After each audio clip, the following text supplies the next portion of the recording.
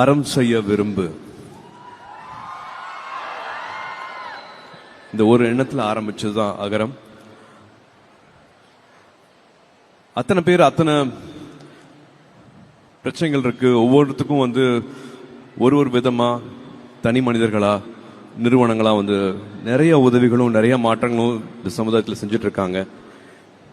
நான் நடிக்க வந்ததுக்கு அப்புறமா 2006 எனக்கு என்ன நடந்துட்டு இருக்குது, எனக்கு எப்படி இவ்வளவு அன்பு கிடைக்குது, இவ்வளவு அன்பு இவ்வளவு மரியாதை, இப்படி ஒரு இடம் கொடுத்துருக்காங்களே, நான் என்ன திரும்பி செய்ய முடியும் அப்படிங்கிற நன்றி உணர்வு தான் அகரம். அந்த அகரம்க்கு எனக்கு வழி காமிச்ச ஞானவேல் அவர்களுக்கு நான் எவ்வளவு நன்றி சொன்னாலும் பத்தாது. தங்கைகளா தம்பிகளா 15 வருஷம் ஆயிடுச்சு விதை. எப்படி இருக்கீங்க? இதெல்லாம் பார்க்க எப்படி இருக்கு?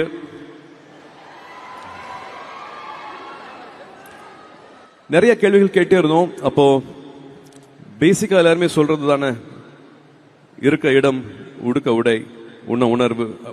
அந்த உணவு, உடை, இடம் இதெல்லாமே அடிப்படை தேவைன்னா அதே மாதிரி அடிப்படை தேவை கல்வி அப்படிங்கறத நாங்க புரிஞ்சுக்கிட்டோம். அந்த கல்வியை கொடுத்துட்டா மற்றது எல்லாமே அவங்களே செஞ்சுப்பாங்க அப்படிங்கறத அப்பவே உணர்ந்தோம். எப்படி இதை செய்ய போறோம், எப்படி இதை சரியா செய்ய போறோம் அப்படின்னு தேடிட்டு இருக்கும் போது கிராஸ் ரூட் லெவல்ல போய் நம்ம அதை கத்துக்கலாம், உண்மை என்ன நிலவரம், என்ன நடந்துட்டு இருக்கு அப்படிங்கிற கத்துக்கலாம் அப்படிங்கறதுக்காக ஒரு பழங்குடி ஒரு பள்ளி, அரசு பள்ளிக்கு போய் நம்ம அதை தத்து எடுத்துட்டு உதவிகள் செஞ்சு என்னன்னு கத்துக்கலாம் அப்படின்னு போய் பார்த்தோம்.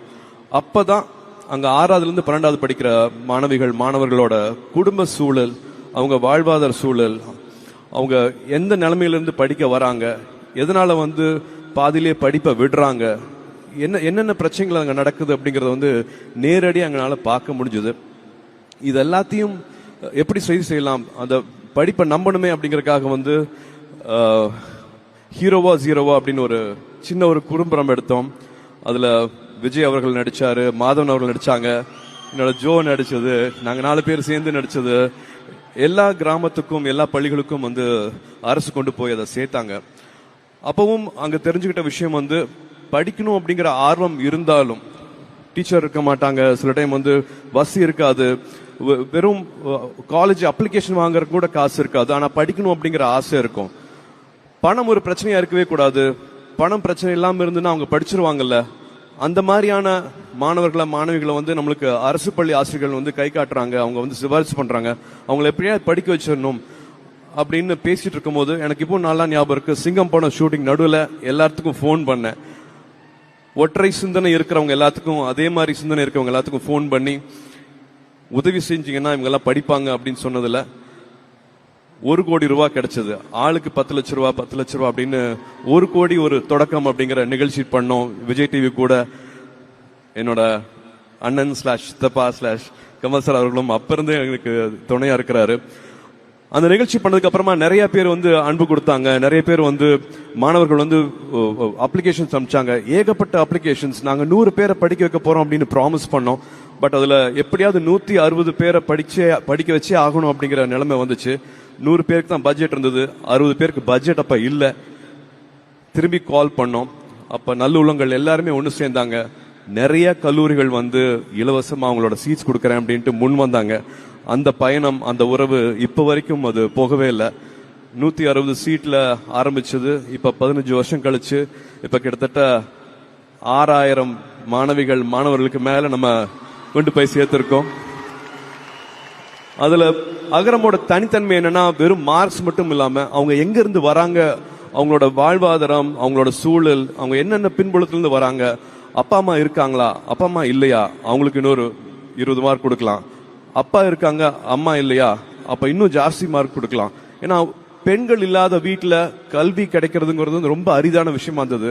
அப்பா மட்டும் இருக்காங்கன்னா, அது அம்மா இருந்தாங்கன்னா எப்படியாவது படிக்க வச்சிருவாங்க. அப்பா இல்லாம அம்மா மட்டும் இருக்காங்கன்னா எப்படியாவது படிக்க வச்சிருவாங்க. ஆனா ஒரு அம்மா இல்லாத வீட்டுல அந்த மாணவி அந்த மாணவன் படிக்கிறது ரொம்ப சிரமமா இருந்தது. இந்த மாதிரி 40 கிலோமீட்டர் தள்ளி படிக்கிறாங்கன்னா அவங்களுக்கு எக்ஸ்ட்ரா மார்க். இந்த மாதிரி கூரை இல்லையா, அவங்களுக்கு இன்னொரு எக்ஸ்ட்ரா மார்க். ஸோ +2 மார்க் மட்டும் இல்லாம தனியா ஒரு 200 மார்க் போட்டு உள்ளதுலயே டிசர்விங் ஸ்டூடெண்ட்ஸ் அனுப்பிச்சதுல அத்தனை காலேஜும் அத்தனை ஃபேக்கல்டிஸும் அத்தனை ஹெச்ஓடிஸும் இந்த மாதிரி மாணவர்களை கொடுத்தீங்கன்னா நாங்க எவ்வளவு வேணாலும் சீட் கொடுக்கோம் அப்படின்ட்டு 160 சீட் இப்ப வந்து வருஷம் வருஷம் 700 சீட் வரைக்கும் உயர்ந்துச்சு. இந்த நல்லுள்ளங்கள்னால மட்டுமே தான் நடந்துச்சு. இவங்கெல்லாம் வந்துடுறாங்க, ஓரளவுக்கு பொருளாதார தடை வந்து நாங்க இன்னிக்கிறோம். பட் மனதளவுல நிறைய தடை இருந்துச்சு. தமிழ் மீடியம்ல படிச்சுட்டு வந்தவங்க இங்கிலீஷ் மீடியம்ல படிக்கணும், நிறைய economical diversity changes, peer pressure, suicidal symptoms, இந்த மாதிரி ஏகப்பட்ட மனத்தடைகள் இருந்தது. அங்கதான் வந்தாங்க தன்னார்வலர்கள். அவங்களோட நேரத்தை கொடுத்தாங்க, அண்ணாவா அக்காவா ஆனாங்க. நீ வா, நீ இதை படி, நீ இதை நல்லா வருவே அப்படின்னு சொன்னாங்க. கை பிடிச்சாங்க. 3 வருஷம் 4 வருஷம் அவங்களுக்கு அண்ணாவா அக்காவா, ஏன் இப்ப கல்யாணத்துக்கு அட்வைஸ் கொடுக்கற வரைக்கும் இன்னும் தொடர்புலயே இருக்காங்க. அந்த உறவு வந்து மாறவே கிடையாது. சோ இது வந்து ரொம்ப ரொம்ப அழகான பயணம். இதுல என்னையும் சேர்த்துக்கிட்டதுக்கு நான் நன்றி சொல்லதான் நான் இங்க நின்றுட்டு இருக்கேன். இது நான் ஆரம்பிக்கிறேன்னு சொல்லவே இல்லை. இது வெறும் ஒரு தாட்டா இருக்கலாம். பட் இங்க இருக்கிற கல்லூரிகள், இங்க இருக்கிற நன்கொடையாளர்கள், இங்க இருக்கிற சிஎஸ்ஆர், இங்க இருக்கிற கார்பரேட்ஸ், அரசு பள்ளியில் இருக்கிற ஆசிரியர்கள், ஒரு போஸ்ட் மாஸ்டர், ஒரு ஆட்டோ ஓட்டுற அண்ணா, இப்படி வந்து சொல்லிக்கிட்டே போலாம். இங்க இருக்கிற அண்ணாக்கள் அக்காக்கள் அத்தனை பேரையும் சொல்லிட்டே போலாம். இவங்க இல்லாம இந்த ஒரு அழகான பயணம் கிடைச்சிருக்காது. இதுக்கு நீங்க முக்கியமான காரணம். உங்களோட விடாமுயற்சி தான் வந்து எங்களை இந்த 15 வருஷம் கூட்டிட்டு வந்துச்சு. நீங்க பாதியில படிப்பை நிப்பாட்டி இருந்தீங்க, இல்லாட்டி நீங்க இந்த மாதிரியான கனவுகளெல்லாம் நீங்க வந்து ஜெயிக்கல அப்படின்னா எங்களோட 15 வருஷ பயணம் இருந்திருக்காது. நீங்க எதிர்நீச்சல் போட்டீங்க. வாழ்க்கை என்னென்னமோ பண்ணிச்சு, உங்களை எதுவுமே கொடுக்காம இருந்துச்சு. ஆனா அதை பத்தியெல்லாம் கவலைப்படாம எனக்கு இதுதான் இலக்கு, நான் கல்வியை நம்புறேன், கல்விதான் எனக்கு ஆயுதம், நான் நிச்சயமா நான் படிப்பேன் அப்படின்னு சொல்லிட்டு 15 வருஷம் நீங்க விடாம பண்ண இந்த முயற்சிகள் தான் இந்த நாளைக்கு எங்களை கூட்டிட்டு வந்திருக்கு, நம்மளை கூட்டிட்டு வந்திருக்கு, நம்மளை குடும்பமா ஆக்கியிருக்கு. எனக்கு இவ்வளவு தங்கச்சிகள் கிடைச்சிருக்காங்க, இவ்வளவு தம்பிகள் கிடைச்சிருக்காங்க, இவ்வளவு உறவு கிடைச்சிருக்கு. இது மட்டுமே பண்ணாம வந்து நீங்க திரும்பி கொடுத்துருக்கீங்க. நான் இப்பதான் அண்ணன் சொல்லிட்டு இருந்தேன், நான் வந்து அகரம் ஆரம்பிக்கும் போது எனக்கு 35-36 வயசு இருக்கும். பட் நீங்க 20 வயசு 22 வயசுலயே வந்து சமுதாயத்தை பத்தி திரும்பி நினைக்க ஆரம்பிச்சிட்டீங்க. இப்ப அகரம் நடத்திட்டு இருக்கிறது வந்து அகரம் முன்னாள் மாணவர்கள். சோ அதுதான் வந்து எங்களுக்கு ரொம்ப ரொம்ப சந்தோஷமான விஷயமா இருக்கு. இந்த செயின் வரணும், இந்த சைக்கிள் வரணும்னு ஆசைப்பட்டுட்டு இருந்தோம். அது ரொம்ப அழகாவே வந்திருக்கு. அது ரொம்ப அழகாவே நீங்க நடத்தி கொடுத்துட்டு இருக்கீங்க. கற்க கசடர கற்பவை நிற்க அதற்கு தக அப்படிங்கிற மாதிரி படிச்சதையும் பெற்றதையும் திரும்ப பல மடங்கா நீங்க கொடுத்துட்டு இருக்கீங்க. அதோட சந்தோஷம் சொல்லி மாளாது. இதுக்கு எல்லாமே வந்து ஒரு தாட் வந்துச்சுன்னா வந்து அகரம்ல இருக்கிறவங்க எல்லாருமே வந்து நிச்சயமா காரணம். நான் வந்து ஞானவேல் சொல்லுவேன், ஜெயஸ்ரீ சொல்லுவேன், ஆண்டனி சொல்லுவேன், கவிதா சொல்லுவேன், இன்னும் பின்னாடி இருக்கிற 1000 பேர் அத்தனை பேரையும் சொல்லணும். அகரம் இவ்வளவு கட்டுக்கோப்பாக, இவ்வளவு எதுவுமே இல்லாம தாமஸ் அங்கிள் சொல்லணும், இப்படி சொல்லிட்டே போயிட்டே இருக்கலாம். இவங்க எல்லாமே வந்து நம்மளுக்கு வழிகாட்டி வேணும். எனக்கு ஆரம்பிச்சது வந்து அப்பா தான்.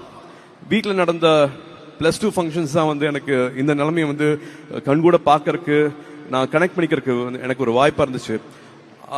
அப்படி பண்ணா இன்னும் அப்பாவுக்கு உதவி செஞ்ச ஆறுமுகம்னு எங்களுக்கு தூரத்து சொந்தக்காரர். அப்பாவை வந்து அடிக்கடி பார்த்தும் கூட கிடையாது. அப்பாவை கிட்டத்தட்ட ஒரு 14-15 வயசுல கிராமத்துல இருந்து இங்க கூட்டிட்டு வந்து வழிகாமிச்சு அவர் வழிகாட்டி இருக்கிறாரு. அந்த மாதிரி ஏகப்பட்ட வழிகாட்டிகள் இருக்காங்க அகரம் உருவாகிறதுக்கு. சிரஞ்சீவி சார் ஒரு வழிகாட்டின்னு சொல்லலாம். இன்னும் எத்தனையோ பேர் வந்து வழிகாட்டிகள் சொல்லலாம். ஆனா எனக்கு பர்சனலா ஒரு முக்கியமான வழிகாட்டி இருக்கிறாரு. இந்த விரல் இருக்கு இல்லையா, இந்த விரலுக்கு வந்து நிறைய அர்த்தங்கள் சொல்லலாம். இது கேள்வி கேட்கிற விரல் சொல்லலாம், குறை சொல்ற விரல்னு சொல்லலாம், மிரட்டுற விரல்னு சொல்லலாம்.